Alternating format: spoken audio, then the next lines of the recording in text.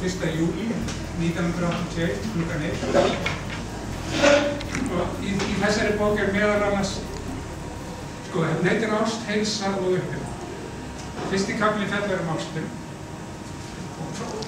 Og spurningin sem ég oft spurður, eigum við, og hérna stendur hvernig eigum við saman, og þá spurningin oft, eigum við vel saman eða eigum við illa saman, og svarið við því hvað það? Svarið við því það eiga öll merki saman á einhvern hátt. Þannig ég myndi aldrei segja að stjörnuspeki sé tæki til þess að skoða samskipti og segja nei, þetta gengur ekki, ég ætla ekki það. Hann notar þetta sem tæki til þess að skilja hver hinn aðeins. Hann má ekki segja neitt sem að gefa til kynna bindingu. Þá segir maður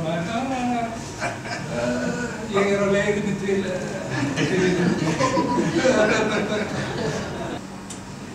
En tveir hlutar. Þið komið hérna til þess að báðu sérstaklega að þið vilja lesa ykkur, ekki?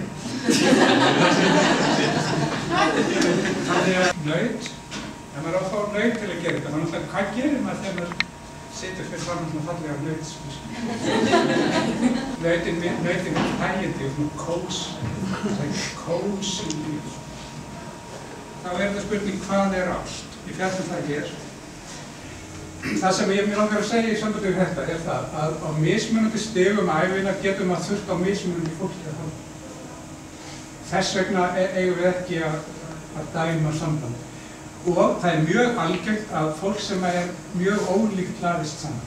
Það með lýsingu til sákrabbanum, hún dæmigerði krabbi, skapgerði, hugsunum, vinnanum markmið, veikleikarnir, tilfinningarnar. Vogin network, meistari í því að ég búið til tengsl. Og talandi það, þá langar mér að segja ykkur nokkur orðum heilsuna. Sko, þegar við tölum heilsu, þá erum við yfirleitt alltaf, það byrja að tala mataræði og svo hreyfingu, það ekki? Það sem að vantar, finnst mér í umræðuna, heilbrigði, það sem að gerir mig heilan.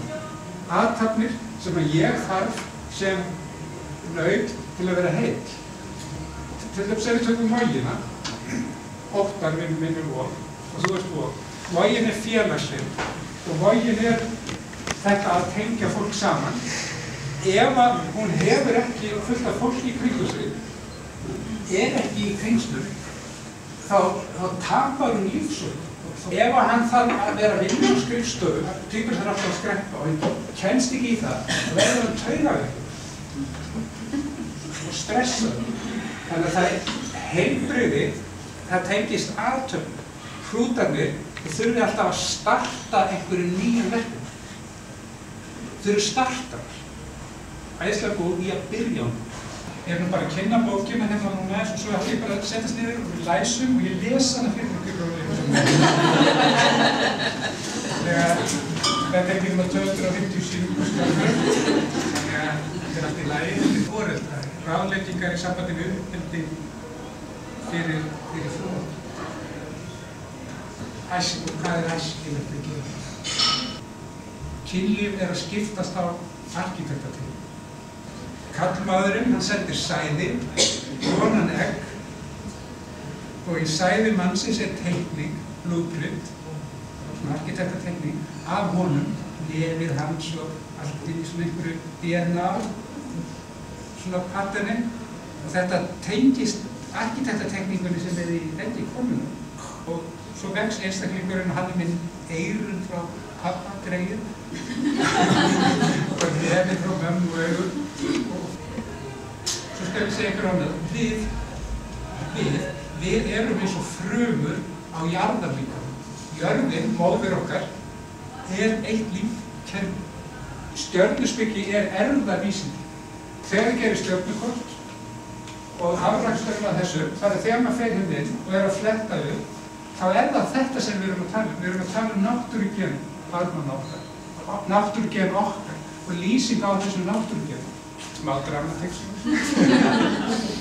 Bara beint, maður bara fer beint inn í hlúturinn og gómaðan, þannig að það, ok, hlúturinn stengið þitt, hlúturinn, veikleikar krabbans Einn af veikleikum krabba sé feimni. Ef þið eigið börn í krabba þá þarf að tappa það og horfa á barnið og líka sportbringan og barnið segir eitthvað að og barnið segir þið sjáu eitthvað að og barnið segir nei það ekkert að. Þið veitir þá þurfum við að komdu hérna og þú veist og ná í það og út að ganga. Það ekki hægt að setja tvíbura niður og segja komdu og talaði við mig því hann stendur alltaf upp fyrir og getur ekki setja upp en þið fara að lappi bara með hann. Það breytir ekki heiminum nema með því að breyta sjálfum sér.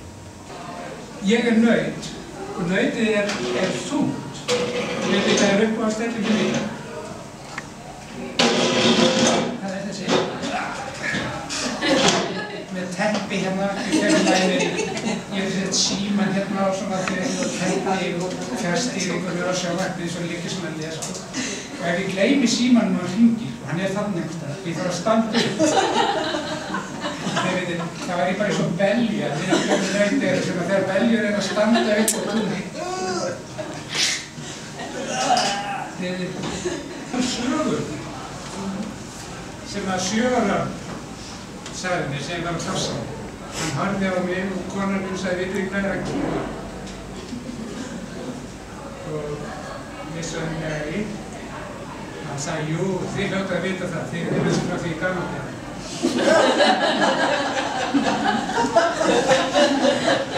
Ég sagði, nei, hvað er það?